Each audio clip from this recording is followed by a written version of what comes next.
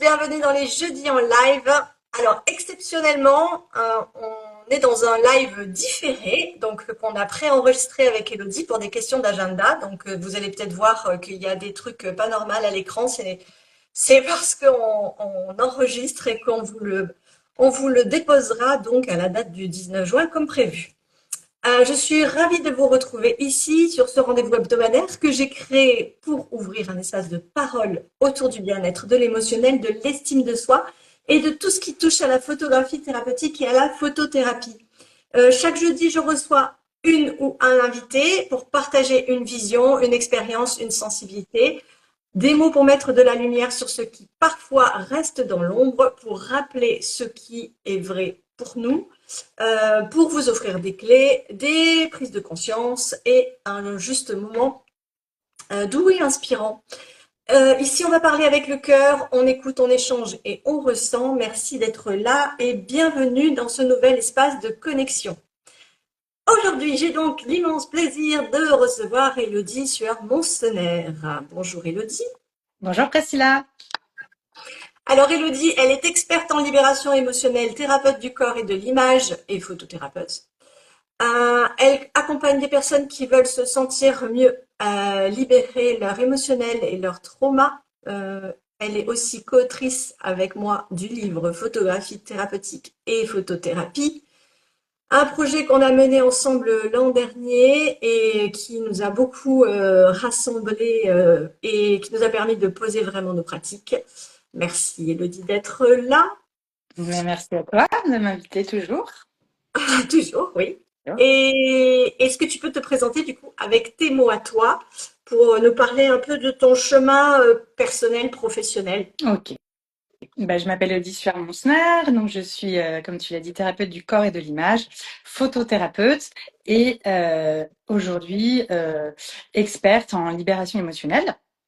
Donc après un parcours de photojournaliste, j'ai créé cette méthode de photothérapie. Suite à un reportage photo, j'ai pris conscience que la photographie, en tout cas l'image, était un puissant révélateur d'émotions. En faisant des photos avec la personne que je suivais en photo, je voyais que ça déclenchait beaucoup d'émotions chez elle quand on faisait les shootings ou quand on regardait les shootings. Et donc, suite à ce reportage, elle a perdu 20 kilos. Donc, ça m'a interrogée beaucoup sur le corps, sur les émotions, sur le pouvoir de l'image. Et j'en ai conclu, après beaucoup de travail, que l'image, qu'elle soit extérieure comme la photographie, comme un miroir, ou intérieure comme des visualisations émotionnelles ou comme de l'imaginaire, venait en miroir déclencher nos émotions sans passer par le filtre du mental.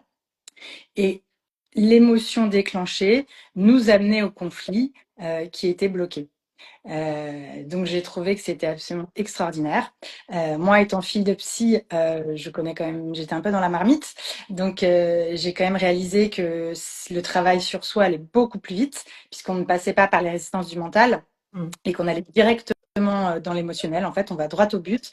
On va là où ça se passe avec l'image et l'émotion.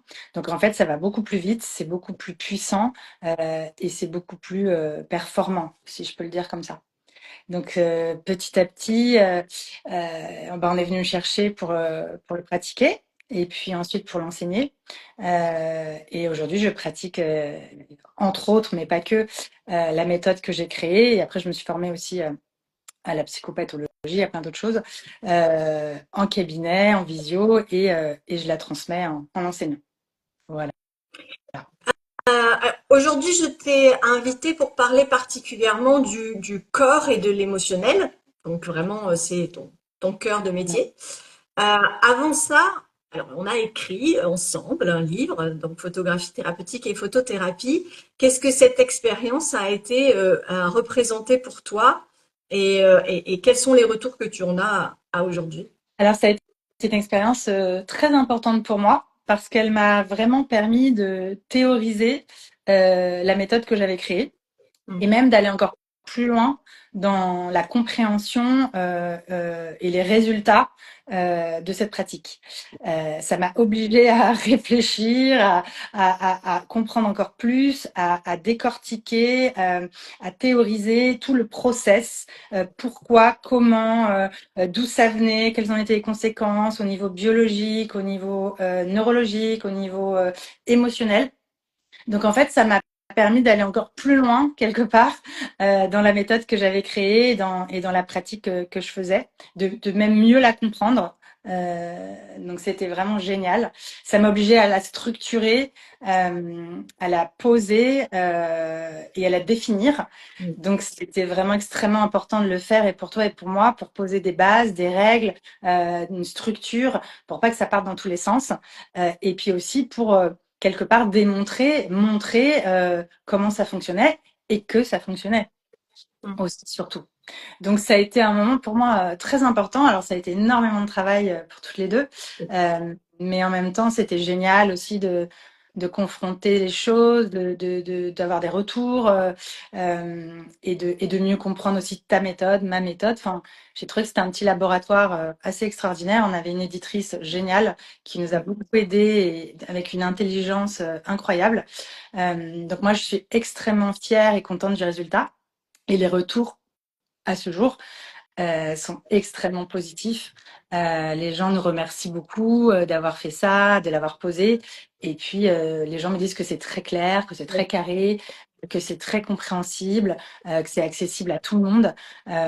Donc, c'est vraiment un petit manuel, autant de formation pour les professionnels, mais aussi d'application et d'exercices pour les gens qui veulent l'utiliser pour eux.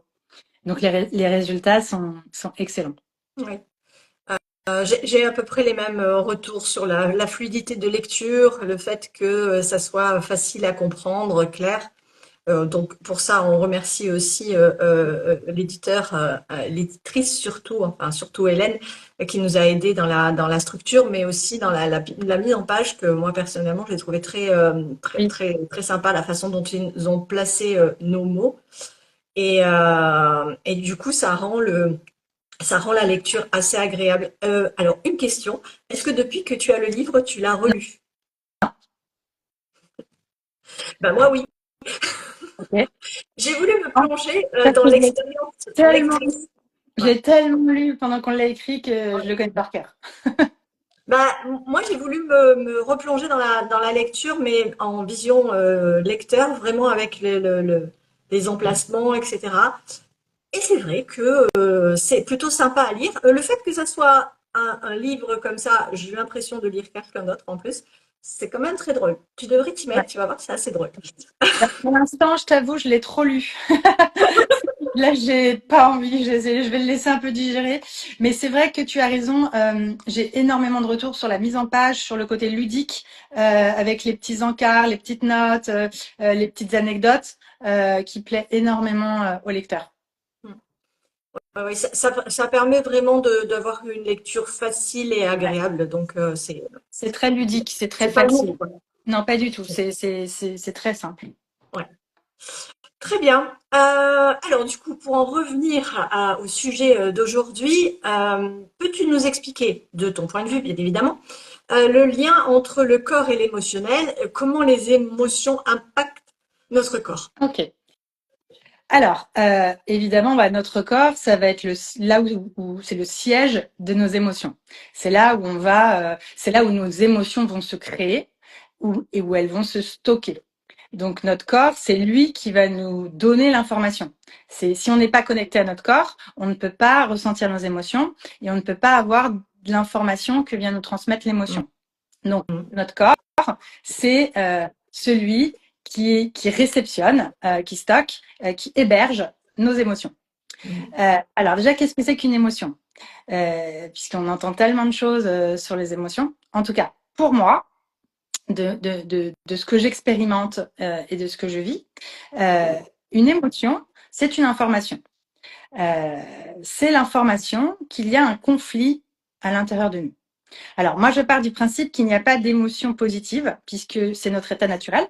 Notre état naturel étant la joie, l'amour. Donc pour moi, une émotion, elle est forcément à ressenti dit négatif, pour que ça soit clair, pour qu'on puisse mieux comprendre. Donc lorsque l'on va ressentir une émotion à ressenti dit négatif, comme la peur, la colère, la tristesse, le dégoût par exemple, eh bien cette émotion vient nous donner une information. Elle vient nous donner l'information qu'il y a un conflit intérieur. Et ce conflit intérieur vient nous donner l'information qu'il y a quelque chose qui n'est pas accepté. Puisque la vie, la vie biologique, l'élan de vie, nous demande d'être tout le temps dans la réalité, dans l'acceptation de la réalité. C'est ça l'élan de vie, la joie, l'amour, pour être dans un état émotionnel paisible, de paix, d'amour, de joie. En fait, il faut être dans l'acceptation à 100% de la réalité. Malheureusement, ce n'est pas toujours facile. Il y a des choses qui sont moins acceptables que d'autres, qui sont plus difficiles, puisqu'on a un ego. On a un ego qui est pas toujours d'accord avec la réalité et qui vient souvent. Alors l'ego, c'est pareil, c'est très important. Il nous est très bénéfique. C'est comme un petit gardien qui vient nous protéger. Et qui vient nous faire survivre. Mais parfois, notre ego, il est pas OK, il est pas content avec ce qui se passe. Et il va venir dire non ou ne pas accepter, rentrer en déni, en résistance, passer dans l'illusion. C'est-à-dire qu'on ne va plus être dans la réalité, on va imaginer d'autres choses, on va s'inventer d'autres histoires, on va pas voir les choses telles qu'elles sont. Du coup, ça va venir créer un conflit intérieur qui va nous être informé par une émotion à ressenti négatif. Voilà. Et ça, comment le ressentir, comment avoir accès à ces informations, ça va passer par notre corps. Si l'information de l'émotion n'est pas reçue, n'est pas écoutée, si on continue à pas être connecté à notre corps ou à pas l'entendre ou l'écouter, eh bien, ça peut aussi ensuite aller se loger dans un organe, dans un endroit du corps qui va devenir un symptôme. Donc, qui va nous informer qu'une émotion n'est pas vécue, qu'il y a un conflit intérieur et qu'il y a quelque chose dans la réalité qui n'est pas accepté. Donc, les émotions sont extrêmement importantes. Ça doit être notre GPS intérieur. C'est ça qui doit nous guider dans la vie. Sachant qu'une émotion ne peut pas être créée par autre chose que nous. Une émotion, elle nous appartient à 100%. Personne d'autre que nous peut créer une émotion. Donc ça, c'est très important parce que tous les reproches qu'on peut faire à quelqu'un, en fait, c'est un peu une déresponsabilisation de nous-mêmes. Alors, une personne ou un événement peut déclencher une émotion en nous, mais c'est une émotion qu'on va créer ou qui est déjà existante. Donc, on est responsable à 100% de nos émotions. Et une émotion, elle va être créée par notre ego. C'est-à-dire, est-ce que j'accepte la réalité ou est-ce que je n'accepte pas la réalité? Si j'accepte la réalité, il se passe rien, il va y avoir de la joie, on va continuer à être bien fait.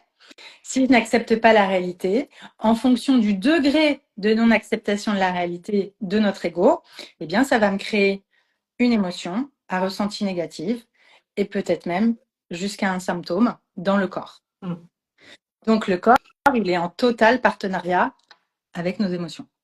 Donc là, tu fais un rapport entre un émotionnel pas écouté, pas géré, pas entendu, et des maux, des maladies, pour faire simple, ou un stockage, on va dire, puisque tu travailles beaucoup sur le poids émotionnel du corps. Quels blocages émotionnels peuvent s'exprimer dans le corps? Alors, je sais que c'est hyper vaste comme question. Non, mais c'est pertinent. En fait, tous les blocages.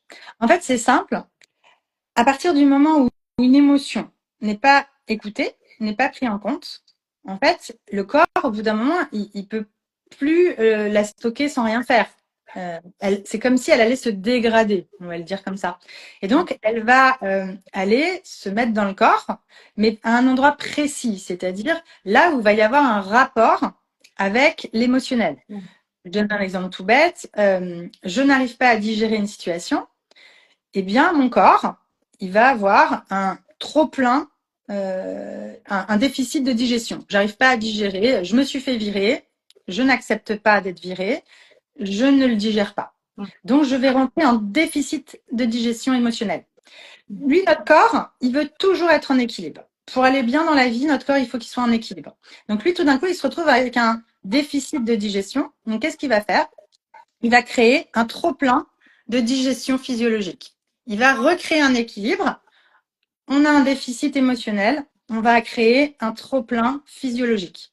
Donc, par exemple, je vais commencer à sécréter beaucoup d'acide dans l'estomac et peut-être créer un ulcère. Du coup, je digère pas une situation, je digère trop physiologiquement, je retrouve l'équilibre. Hein, on dit que la maladie est là pour pallier à quelque chose. Mm. Voilà. Et donc, du coup, bah, mon trop plein d'acidité va créer un symptôme qui va être par exemple, un ulcère. Oui. Mais cet ulcère va nous donner l'information que peut-être, hein, on parle au conditionnel, on n'a pas la vérité et puis c'est des suppositions, qu'il y a quelque chose que je ne digère pas. Oui. Donc, si on veut libérer le blocage émotionnel, eh bien, il faut aller voir ce qu'on digère pas.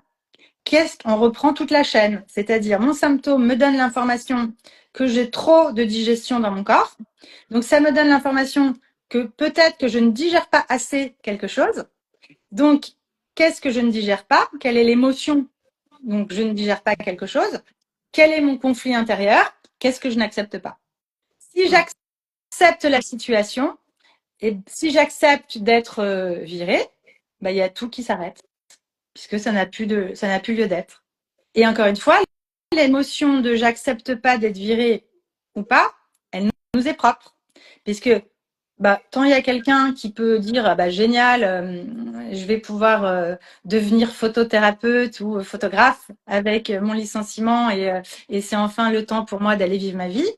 Ou Mhm. alors, mais c'est horrible, j'ai travaillé pendant 15 ans et qu'est-ce que je vais faire? Je vais être au chômage, c'est l'enfer, tu vois? Donc c'est nous qui décidons de comment on reçoit une information, un événement, comment notre ego va le prendre, va accepter ou pas ce qui va se passer. Et en fonction de l'acceptation ou pas d'un événement, eh bien, il y a la chaîne qui va se mettre en place derrière. C'est toujours pareil, on en revient à une situation, elle n'est pas ce qu'elle est, elle est ce qu'on va en faire. Ce qu'on en Donc, fait.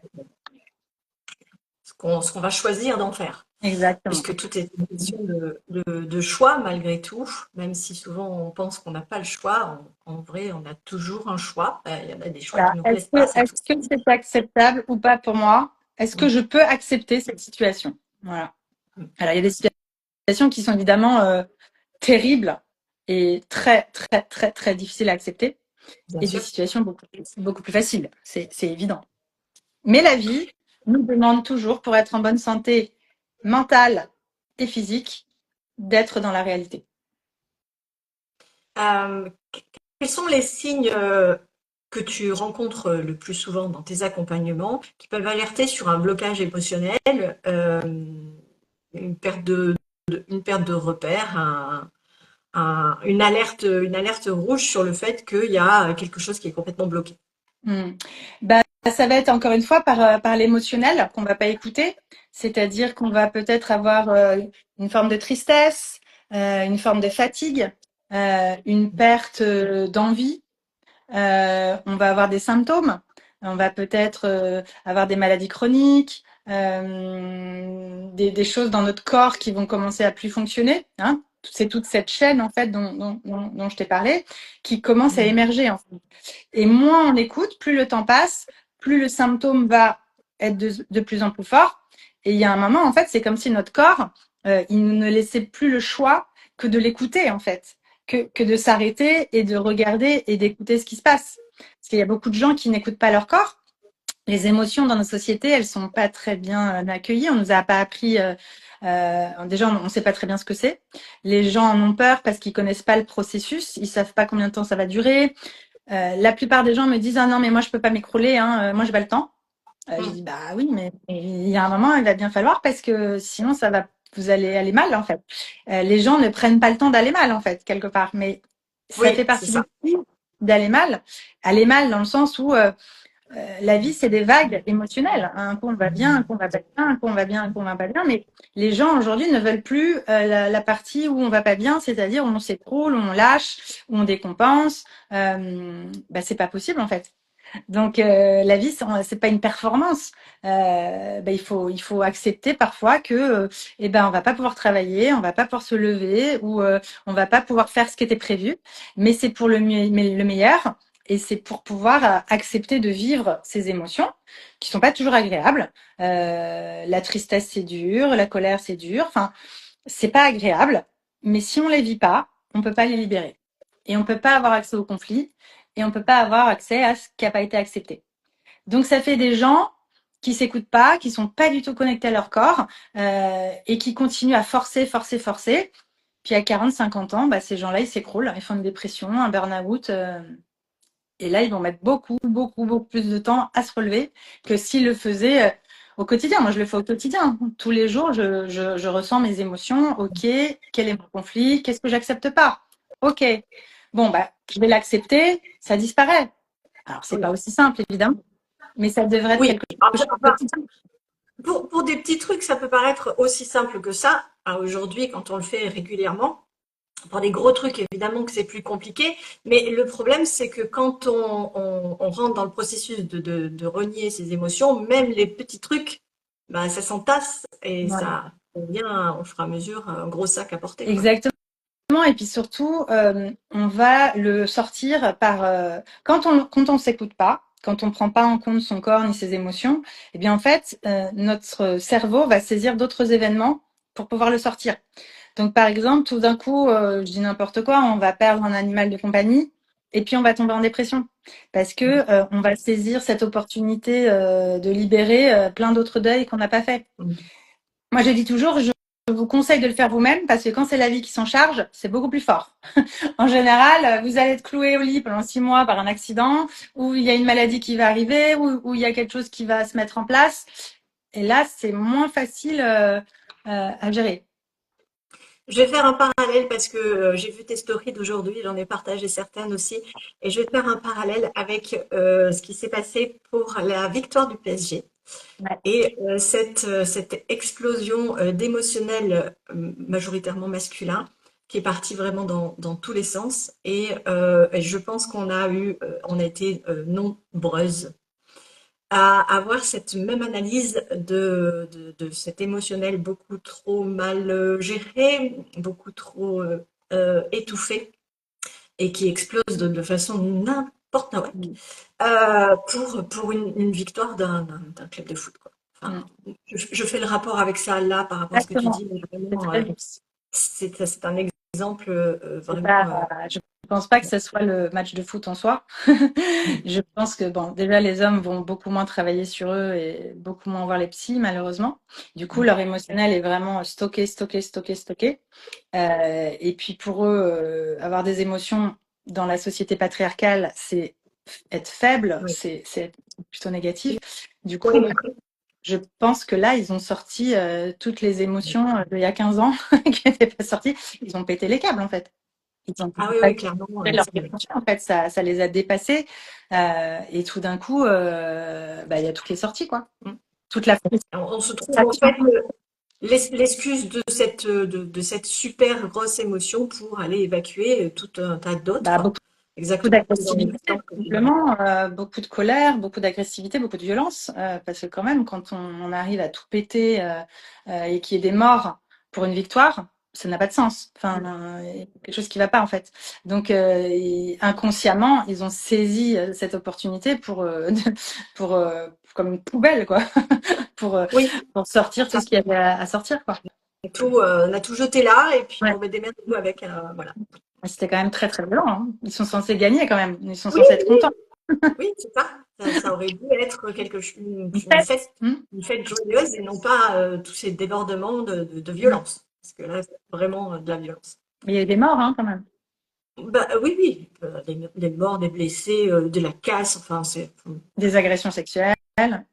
évidemment, évidemment, parce que évidemment que ça fait partie aussi d'un débordement émotionnel. Mm. C'est d'aller Bah déjà, ne serait-ce que frapper les autres, violer, enfin voilà, c'est vraiment du débordement émotionnel. Ouais, absolument.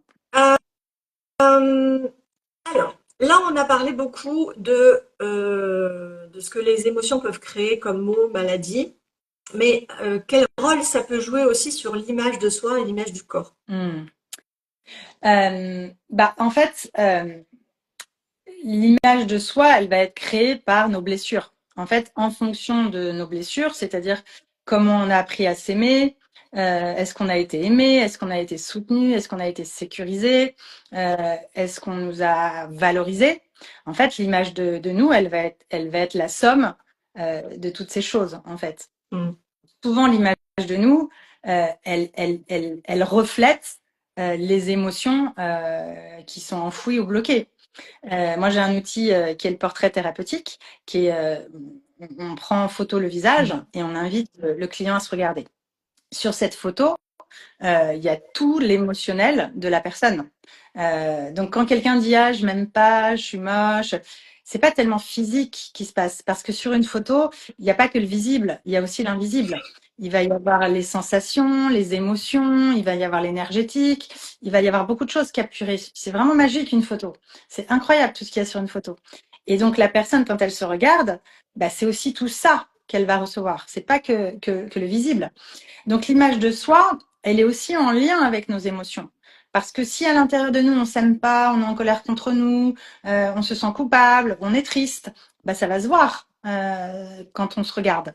Donc on peut pas avoir une bonne image de nous si on n'est pas en paix avec nous-mêmes. Si on s'aime pas, alors s'aimer c'est un grand mot, mais au moins si on s'accepte pas. Hein, moi je dis toujours à mes clients, je vous demande pas de vous aimer, mais je vous demande au moins de vous accepter parce qu'il faut être dans la réalité. Toujours, toujours, toujours être dans la réalité. Donc l'image de soi, eh ben, elle va aussi être en fonction de ce qu'il y a derrière, de l'invisible, de l'émotionnel. Et tant qu'on n'a pas fait ce chemin d'acceptation, de libération de nos traumas, de nos conflits, de ce qu'on n'accepte pas, eh bien l'image de nous, elle va forcément être écornée, elle va forcément être endommagée par notre regard qui est en lien avec notre blessure. Hmm. Alors, bon, je connais déjà la réponse à la prochaine question, mais du coup, tu penses qu'on peut aller explorer son émotionnel, savoir comment on se sent, juste en regardant son visage ou son corps, ou les deux? Mm. Alors juste, c'est pas juste, hein, parce que c'est vraiment. Je sais que tu sais. Euh, c'est un travail extrêmement puissant, extrêmement courageux. La photographie thérapeutique ou la photothérapie, c'est quand même une confrontation réelle, c'est-à-dire qu'on va se voir, on va voir ce qui est. Et plus particulièrement dans la photothérapie, puisqu'il n'y a pas de, il n'y a pas d'embellissement. On est vraiment dans ce qui est dans la réalité. On se prend en photo naturelle dans quelque chose d'un peu brut. Et donc la photothérapie, c'est vraiment accepter d'aller voir ce qui est la réalité, c'est-à-dire sortir du déni, sortir de l'illusion, sortir de ce qu'on se raconte. Et donc le visage ou le corps, eh bien ça raconte toute notre histoire. Il va y avoir toutes nos émotions, tous nos dénis, tous nos résistances. Oui, c'est pas juste, c'est un travail extraordinaire de libération émotionnelle, de libération des conflits, avec des outils extrêmement puissants comme la photo, comme le miroir, comme des visualisations intérieures, qui vont nous donner justement accès à nos émotions, les émotions que la plupart des gens ne veulent pas ressentir, avec lesquelles on va pouvoir faire des liens. Ça va nous amener au conflit, qui va nous amener à la résolution. Pour moi, c'est vraiment une thérapie incroyable et très rapide, qui va beaucoup plus vite. Oui.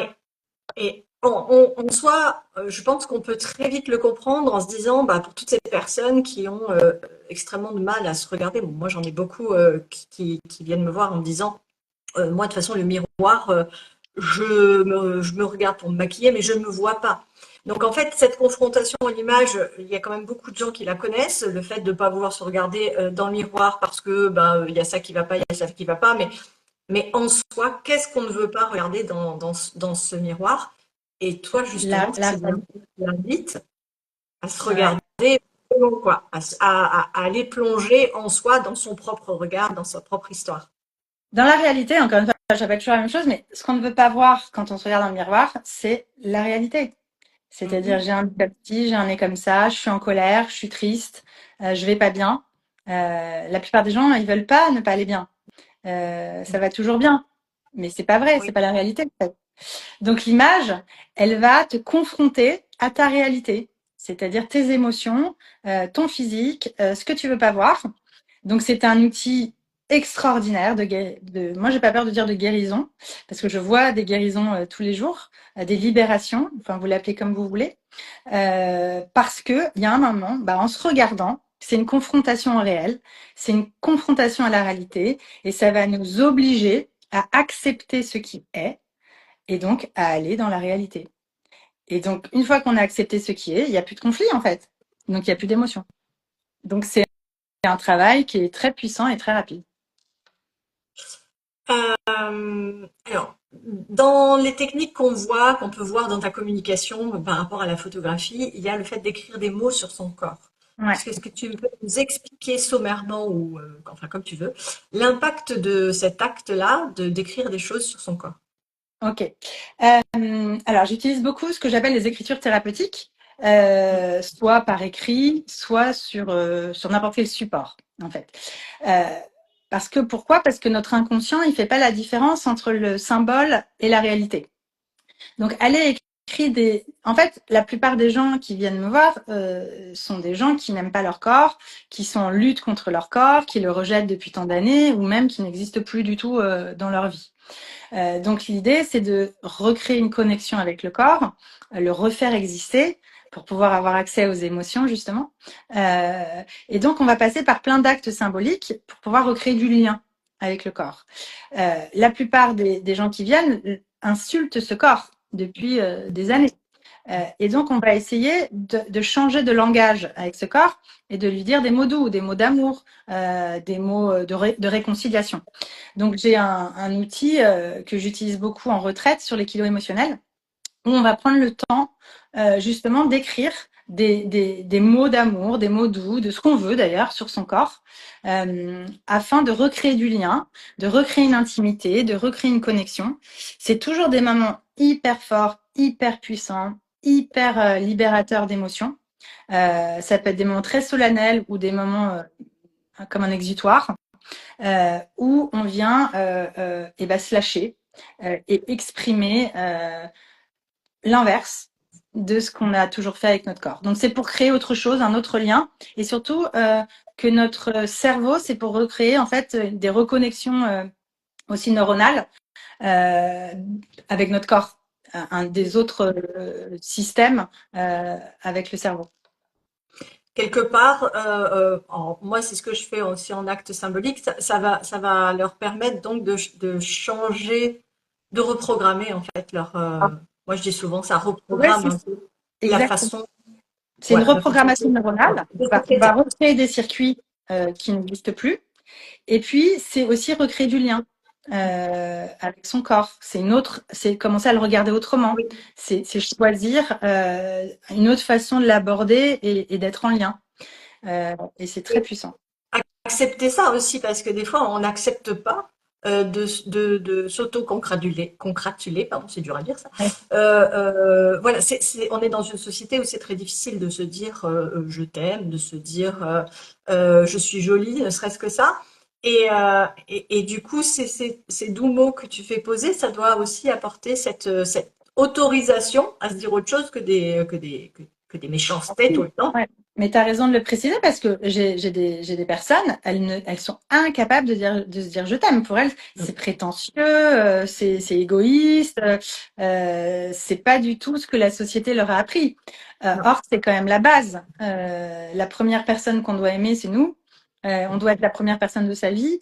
Et si on n'est pas dans un lien au moins affectif avec soi-même, on peut pas aller bien dans la vie. Enfin, c'est compliqué. Bon, en tout cas, on ne peut pas être en lien avec soi. On peut se nier, on peut se mettre de côté et être comme un robot, mais il faut quand même avoir une base un peu affective, empathique et bienveillante pour soi-même pour avoir une forme de paix intérieure quand même. C'est un peu la base.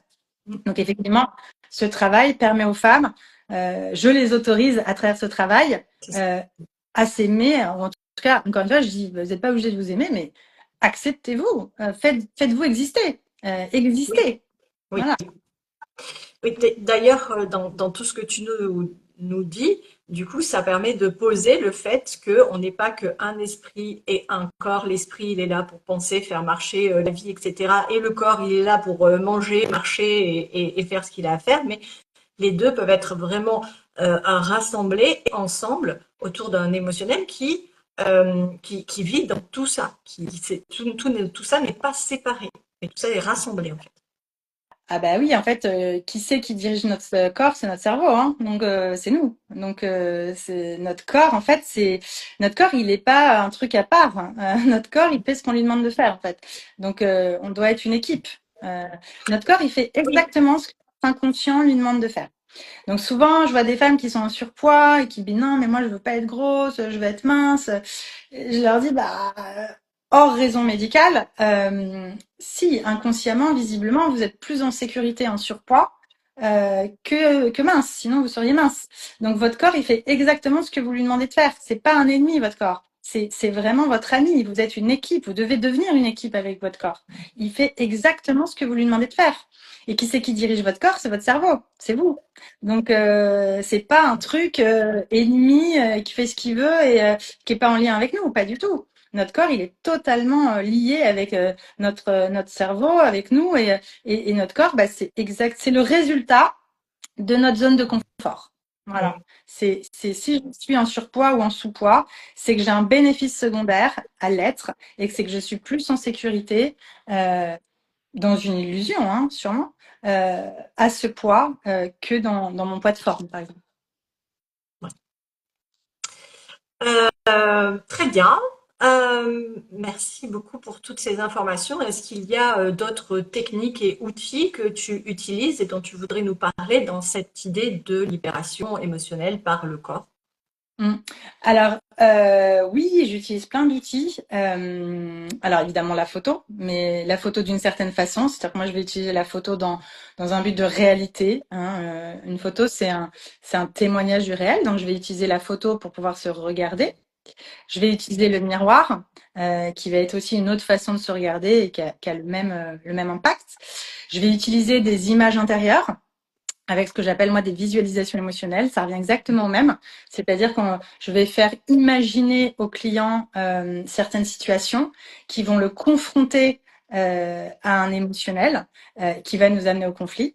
Donc c'est aussi très puissant. Je vais utiliser le corps, beaucoup de visualisation pour ressentir dans son corps les émotions. Pourquoi les bénéfices secondaires à être dans telle ou telle situation. Donc ce corps, on va le regarder, on va le photographier, on va écrire des choses dessus. On va aussi matérialiser des choses. Je vais pouvoir aussi utiliser l'autoportrait, qui est un outil aussi formidable où la différence, c'est que c'est le client qui se prend en photo.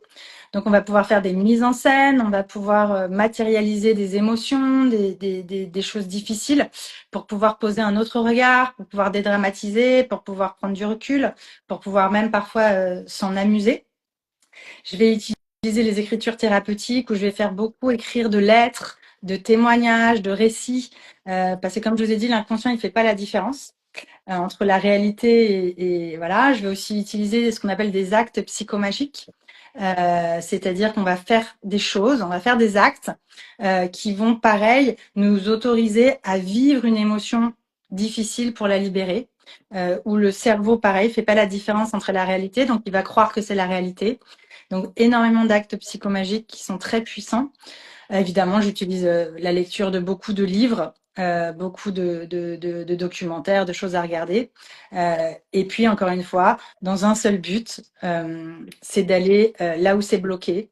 On va utiliser l'émotionnel pour nous amener là où ça se passe, là où c'est bloqué, et aider la personne à s'autoriser, parce que les gens ne s'autorisent pas à aller pas bien. Les gens Mm. savent même pas qu'ils vont pas bien parfois, mais vraiment, hein, il y a des gens, ils savent même pas qu'ils sont en dépression en fait, hein. Tellement ils sont coupés d'eux-mêmes. Et donc, on va aller autoriser les gens quelque part à aller mal, à vivre leur douleur les gens souffrent de ne pas souffrir, en fait, quelque part.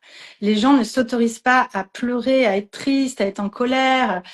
Tout est bloqué, en fait. Il y a une espèce de tyrannie du bien-être dans cette société qui, je trouve, part à l'inverse maintenant, où il faut aller bien tout le temps. Ben, c'est impossible. Euh, on a le droit d'aller mal. En fait, il faut aller mal par moment dans la vie. Il Pour aller faut bien. accepter d'aller pour aller bien. Exactement. Hein, on est dans un monde de polarité, et donc il n'y a pas de nuit sans jour, ni de jour sans nuit. Donc on ne peut pas aller bien si on ne va pas mal, et on ne peut pas aller mal si on ne va pas bien. Donc l'un ne peut pas aller sans l'autre. Donc il faut accepter de passer par des moments plus difficiles, des moments un peu d'écroulement, où on va relâcher, où on va dormir, où on va pleurer, où on va s'écrouler. Plus on le fait, moins ça dure. Parce que les gens me disent, bah oui, mais ça va durer combien de temps?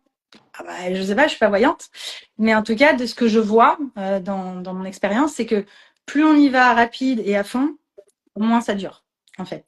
Donc en fait, c'est comme un déstockage émotionnel euh, que je vais amener la personne à faire. Je vais l'encourager à s'autoriser, à ressentir la douleur, la tristesse, la colère, enfin tout ce qu'elle a, à s'écrouler un petit peu. Alors, on n'est pas non plus forcément obligé d'être une serpillière, hein, ça peut être aussi autrement. Mais en tout cas, il faut autoriser, il me semble pour moi, autoriser les gens à s'autoriser à ça et que ça soit quelque chose de normal, qui fasse partie de la vie, pas quelque chose dans laquelle on va lutter contre, parce que de toute façon, vous inquiétez pas, la vie, moi j'aime à dire, on ne peut pas bidouiller avec la vie. On peut pas s'arranger avec la vie. On peut pas mettre un petit pansement là, un petit pansement ci, un petit coup de blush là et un petit coup de maquillage. Ça marche pas. Il y a un moment, ça pète. Voilà. Donc, soit vous le faites au quotidien et ça se passe très bien. Moi, aujourd'hui, je ne me pose même pas de questions. Je sais, mes émotions, je les vis en permanence et c'est OK. Et souvent, on me dit, bah oui, mais moi, je peux pas pleurer au travail. Oui, mais une émotion, elle peut se vivre en différé. Donc, vous pouvez rentrer chez vous le soir et pleurer. Il n'y a pas de souci, hein, puisqu'une émotion, elle se stocke.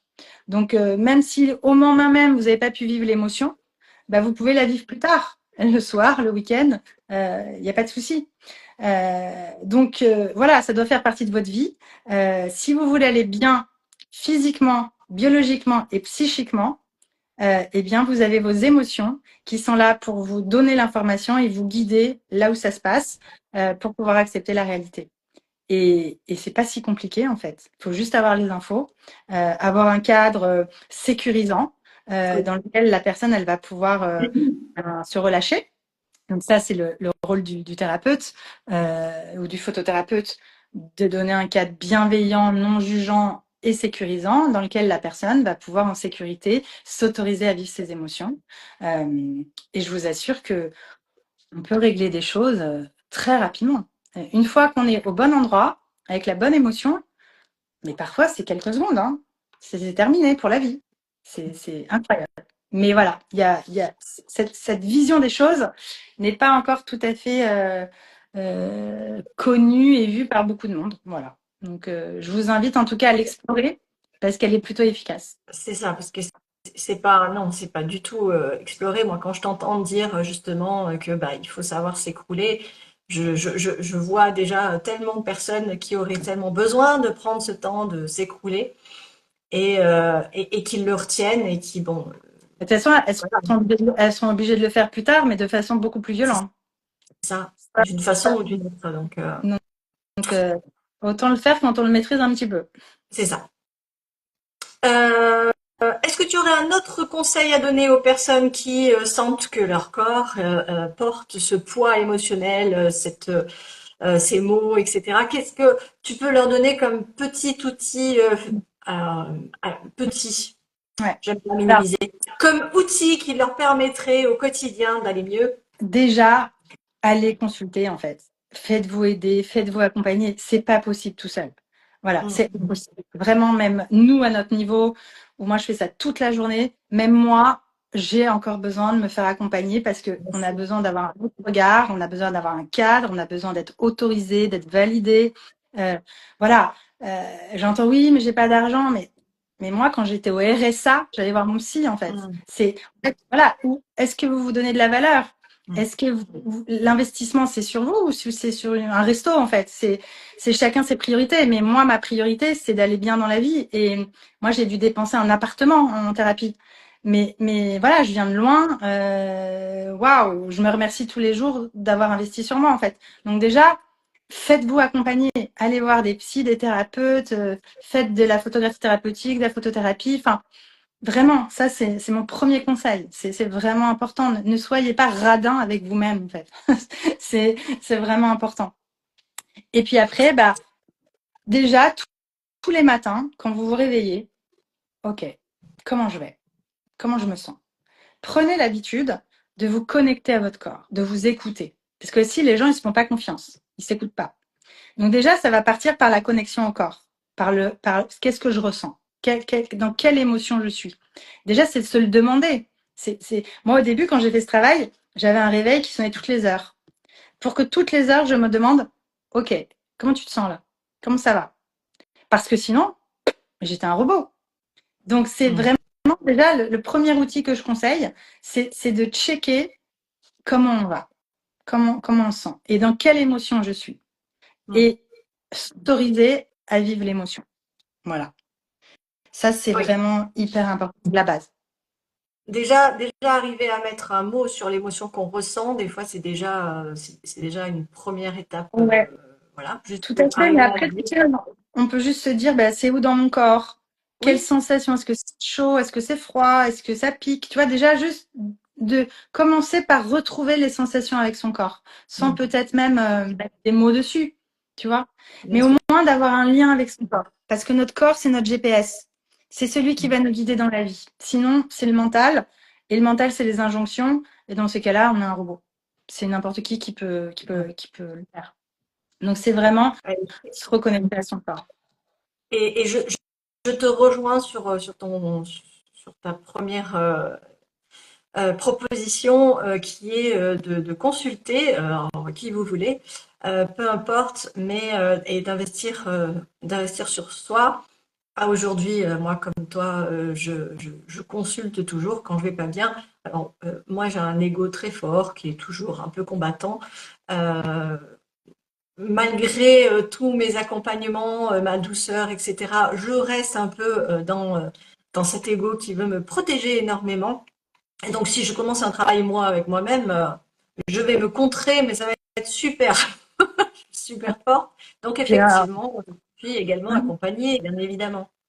oui, parce que notre ego, en fait, en fait, ça, c'est important de le préciser. Il y a beaucoup de gens qui n'ont même pas conscience que c'est même pas eux aux commandes, c'est leur ego. C'est-à-dire Mm. c'est leur ego qui leur raconte n'importe quoi toute la journée et ils croient ce que raconte l'ego. Mais c'est-à-dire qu'ils n'ont même pas conscience que c'est même pas eux qui pensent, c'est l'ego.